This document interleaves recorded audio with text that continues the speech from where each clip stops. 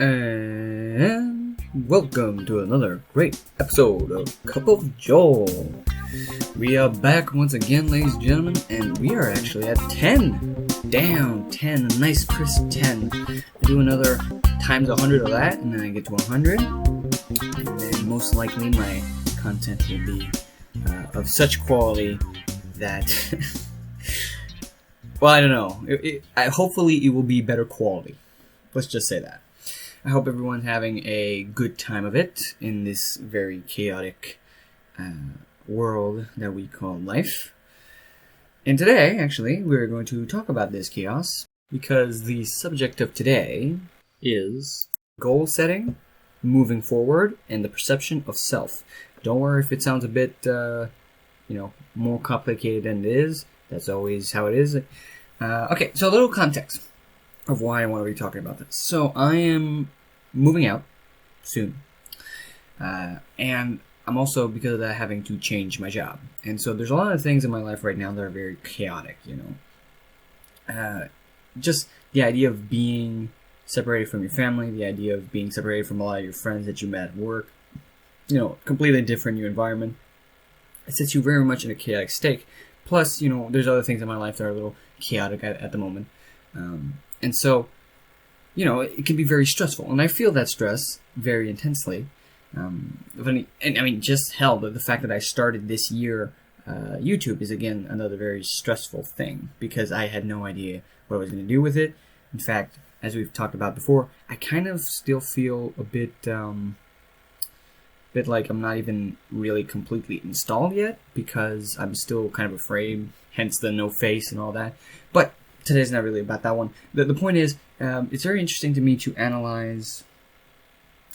Okay, so one of the things I would tell myself, right? I would try to figure out, well, why am I so bothered by all this change? And then one of the things would be, and I kind of told this to one of my friends, was that I wasn't sure I could do it, right? I could succeed. But at the same time, when I think about it, I do think I can do it because I am doing it right now, and I'm not planning to fail, right? And if you look at my track record in life, I don't tend to just fail out of nowhere.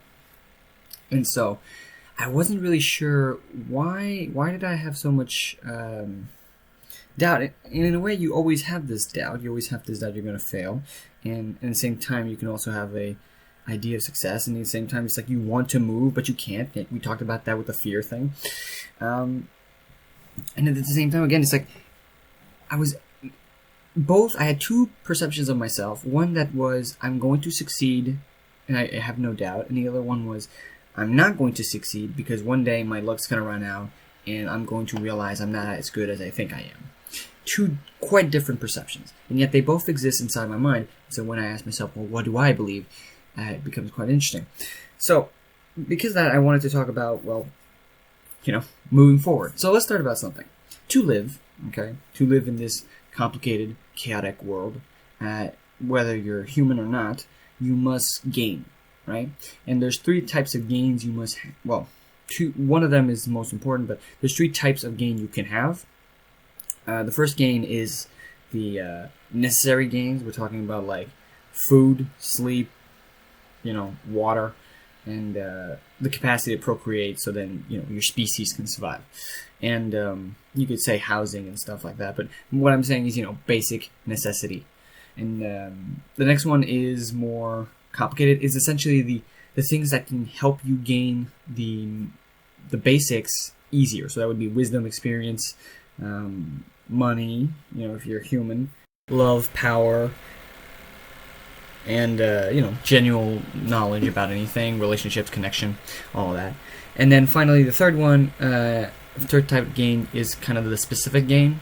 So the specific gain is like tailored to you. Everyone has a specific gain, so you could technically put it in the second level of gains, but the specific gain, like I said, is tailored to you. So that would be like your specific path, having fulfillment in your passions, having your personal definition of happiness, having your personal definition of completion, or whatever else that you would like to gain that others would.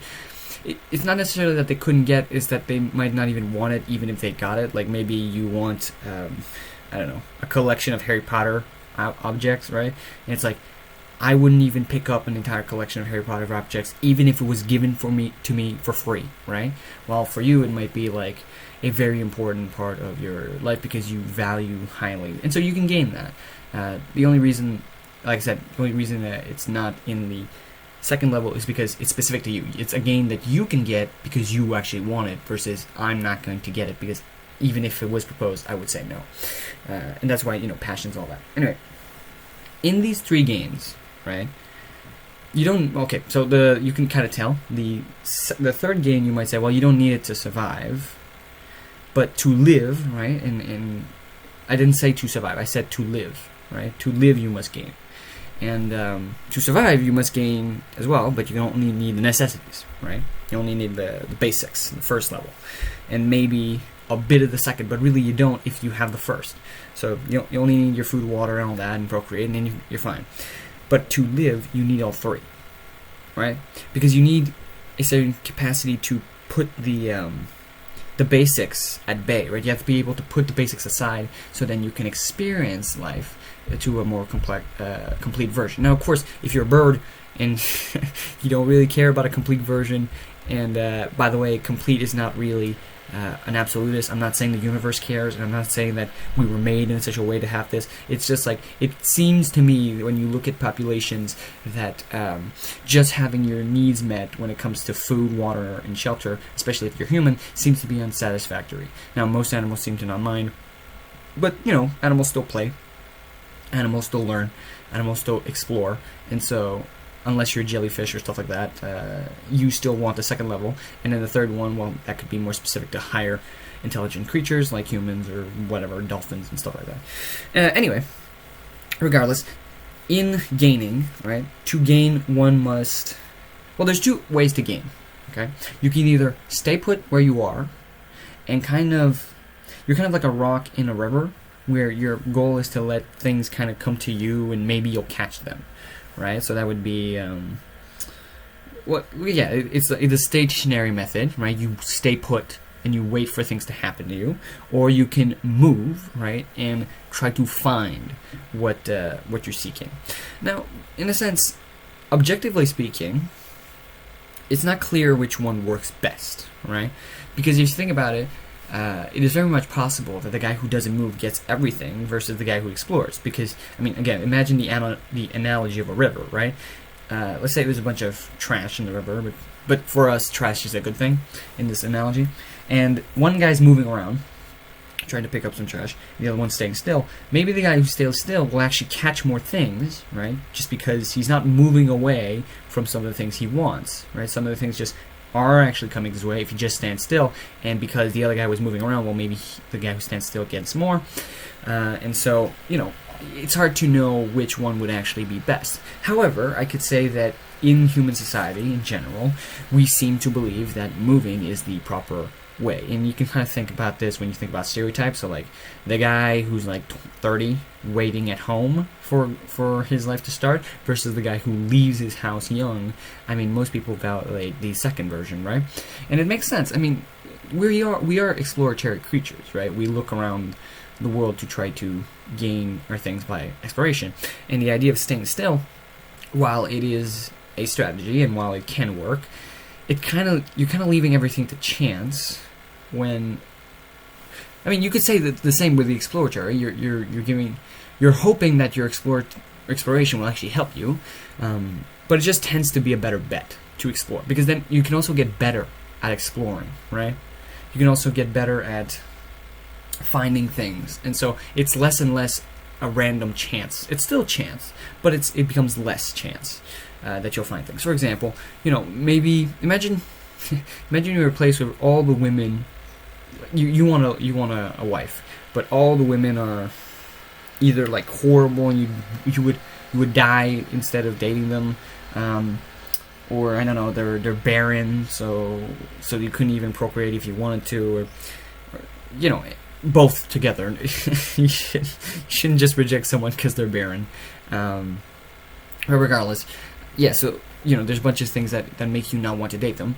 So you might say, well, if I stand put, right, your chances of having another woman, you're basically waiting for another woman to get into the village, and you're hoping that that woman will work out. But you don't actually get better at, talking to women, seeing how they like, learning how you would like to, looking at what you like and all that. If you stay put versus the guy who explores, he might not find the woman he's looking for, right? It might not happen, even if he goes to another village and stuff like that.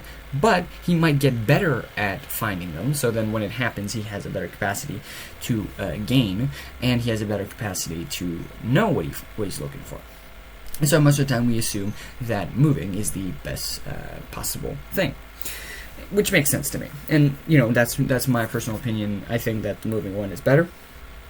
Now, when you are moving, as we've talked about with the river thing, you don't actually have to see, right? You don't actually have to know where you're going to move, right? You can literally just do something. For example, you might go, I'm going to college. I don't know what I want to do with my job, but I'm hoping to find it there, right? So you don't have to perceive what type of job you're looking for to move towards where you think what you're looking for is. And the same goes for anything. I mean, you can move without seeing. Now, I'm not talking literally seeing. I mean, to an extent I am, but that's what I'm saying is you don't have to perceive your goals necessarily that clearly to move. You can just move, period. And then, like the rock, like the guy who's staying in one position, things can come to you or like bump into you, and then you go, oh, I found something. But like I said, one of the things that's kind of cool is that when you move, you can get better at knowing what you're looking for. Now, to move, like I said, you don't have to see. However, to find, you need to have some level of perception, right? Because like I said, if you're moving around, things will happen to you. Like the explorer, right? He just wanders off, he finds a chest, he finds a village, whatever, but he didn't look for them, he just bumped into them, right? A person who's searching, right? So that would be, I don't know, you're looking for the chest or whatever. He needs to actually be able to see, to perceive, to know a bit of his goal. And the thing that gets a little tricky here is that the more one tries to see, the more he's precise in his vision, you could say, the more acute he is. The most likely, the better he will actually be at actually finding something. I mean, if you're saying I'm looking for a part useful for a car, right, a tool useful for a car in a garage, you might find a bunch of stuff, but it might not be what you're looking for, and it's going to be very hard for you to actually find it, because it kind of becomes like, it's not a Where's Waldo if you don't say Where's Waldo, right? It's just you're looking at a bunch of people and you're like, oh, I'm looking for a specific person. Yeah, well, good luck, because you might see them, but you might not know that that's what you're looking for. Versus if I say I'm looking for Waldo, or I'm looking for my keys in the garage, well, then you know specifically what you're looking for, right? And then you can look into the mass of people and really be able to filter through all those things and find exactly what you're looking for, right? So the more precise you are in what you look for, the more you're able to find and actually, in that sense, gain what you're looking for. So then you would be like, oh, okay, so then I should have a perfectly precise plan, right? Well, not necessarily. The consequence of precise planning is the fact that you might not know what you actually want, right? Going back to what you want to do as a career and whatnot.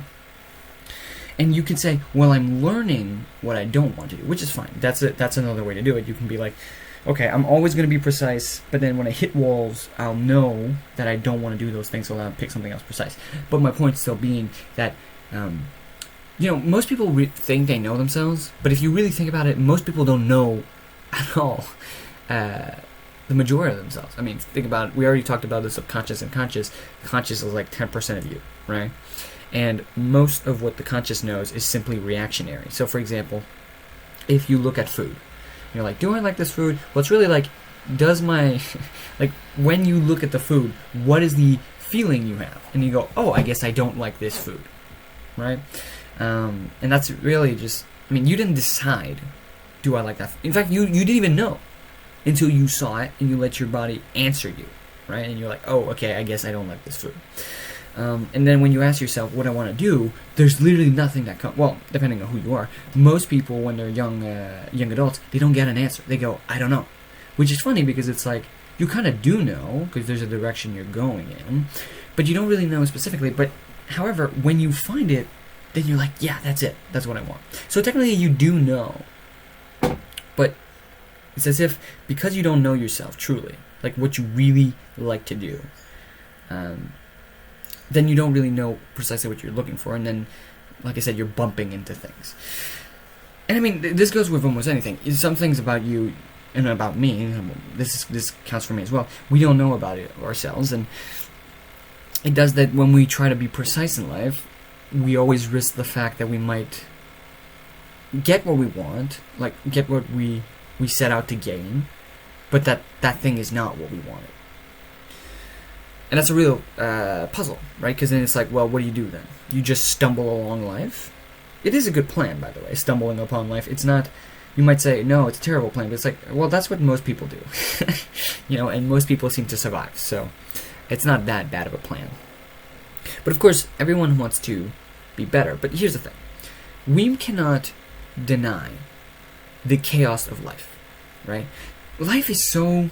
We talked about this in one of the first episodes of, like, what we can know, like, with certainty. And there's almost nothing that we know for certainty.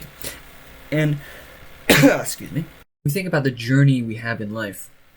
There's so many things that could have not happened, that could have been completely different and really changed everything in our lives. I mean, you can...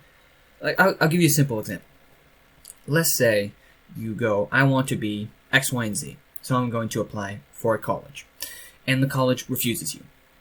Right? So you're like, okay, fine, I'm going to do another college. And then all colleges refuse you for any type of reason. Maybe, like, just one college closes down, the other refuses you because you don't have enough grades because it's a more prestigious college. And then the third one, it's like, yeah, well, we're trying this new thing, a new diversity program, and, well, we can't accept you or whatever. And then at the end, you're stuck, right?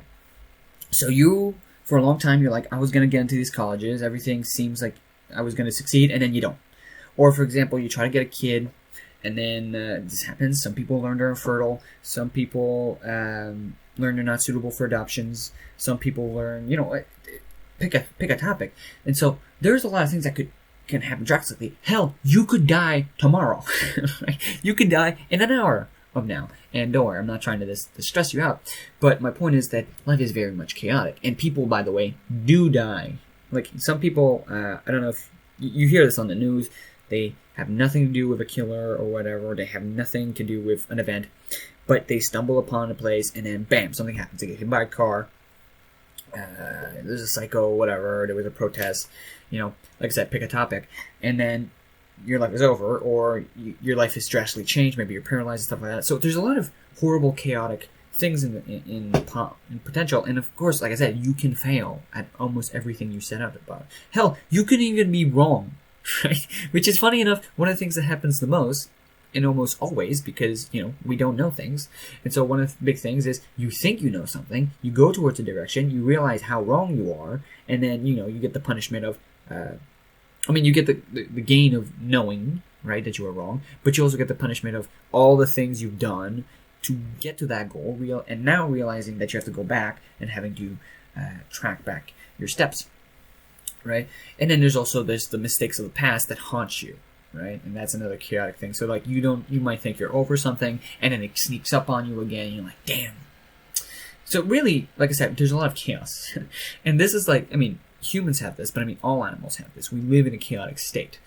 And so, really, the idea of having a precise plan is almost, it's almost like a joke, right? Because of how most likely it's not going to lead anywhere, right? Having a precise plan, it's like, okay, you got the thing, but you're still as lost when it's over. But the thing, again, is that, see, even though you can die, even though things are chaotic, the truth of the matter is that you can't, that shouldn't be a reason for you to do nothing. Because the fact of the matter is, if you think about evolution or just survival in general, creatures never knew the future, right? They always lived in chaos, and they have survived, right? And if you think about the past, there's a lot of successful people that had no idea what they were doing, okay? Or they had some idea of a specific topic of what they were doing, but they were still walking in chaos. and they still succeeded and survived. Because the fact of the matter is that it really doesn't. See, it's sort of like we were born in this environment. We grew and evolved in an environment of chaos. The idea that we survive is a testament to our evolutionary strength, right?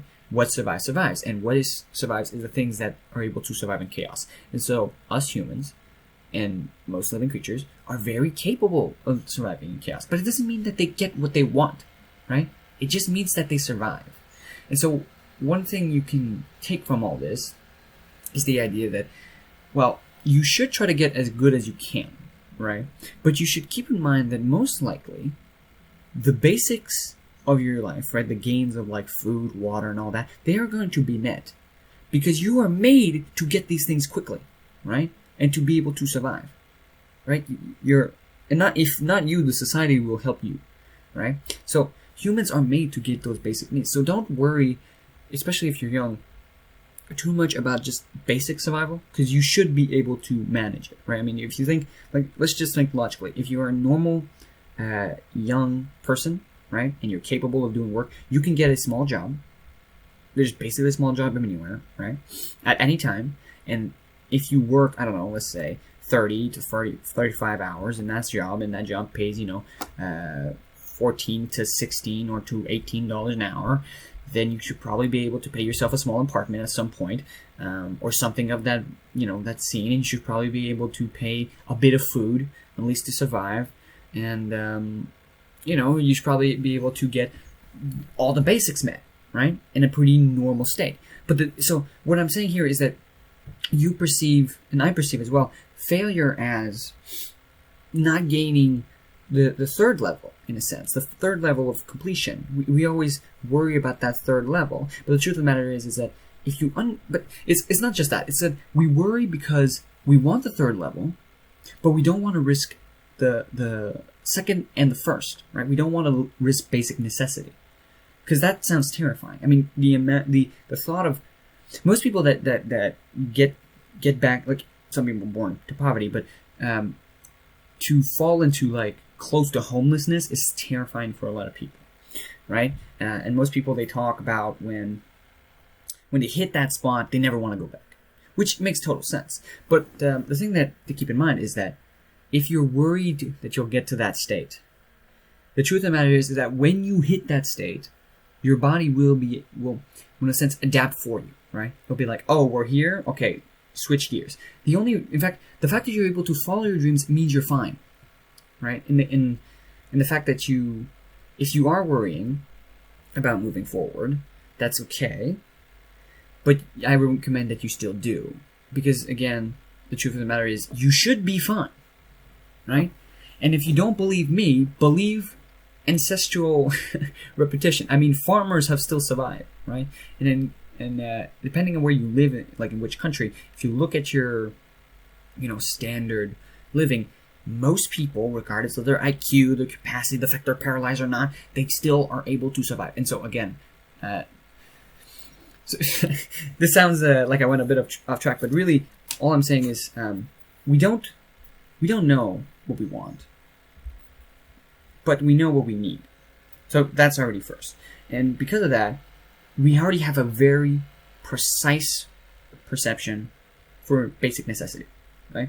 And so really, as soon as you need it, right? As soon as you feel like it is necessary for you to gain a basic necessity, you will be able to find it, right? And you will have a motivation, because you are made to have a motivation for basic survival. And so you should be okay. So you can put that part of yourself in general at ease. You should be all right with this. Unless, like I said, there's something really severe that is stopping you in a more medical sense. But if you're a normal person, you should be all right. And so then really the worry is going with the second and the third level, right? Now the second level, you gain it regardless of what you do, right? You could stay put and gain wisdom. You could stay put and gain, to an extent, love and some money and stuff like that. Now it doesn't mean doing nothing. I mean, you could stay in one environment, right? Like working at one job, doing one thing, and you will gain things naturally. So the second level is really, again, it's like you don't have to worry too much about love and stuff like that. Now it doesn't mean that you're going to get your best crush, but like people in small villages still found themselves women's and men's to marry, and they still got a nice. They found themselves a job that they were able to tolerate and make money from, and they were able to found a family. And so, really, the second level of gain, you're pretty set for that too. So, really, now we come to the third, right? The personal completion, and that is what, in a sense, I believe is the biggest stress in the chaotic world. Well, okay, I'm not saying everywhere, right? If you live in North Korea, yeah, your first fear is, yeah. So what I'm saying, yeah, your first fear is basic necessity, but that's, I'm saying more nowadays, and it's still, by the way, even in North Korea, even where, North Korea is described basically as hell on earth, right? So even on hell on earth, people still survive. Somehow, they still survive. So, if you're worried about surviving in, modern countries, like in Europe or in America or stuff like that, it's like, no, don't worry. You should be okay. But, if that does happen, then, you'll focus on that, and you won't have the problems I'm talking about right now. Right? You're only going to be focusing on that. In fact, you shouldn't even be listening to me right now if you have these issues. Right? You should be going out and trying to find those basic resources. So yeah, if you are in a position to listen, and if you are in a position to move, then you shouldn't be worrying about the two first ones. And the third one, which is, like I said, the last one that is at risk, that one is like, how can I describe this? It's the one that matters the least.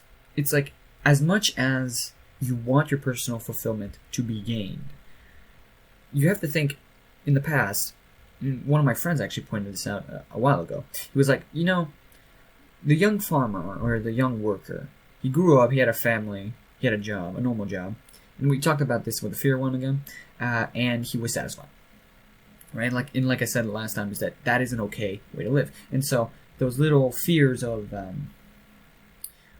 perfectional position, well, it's like your personal fulfillment will happen, right, to an extent. But the maybe the one you think you want, right? That one is the most risky one.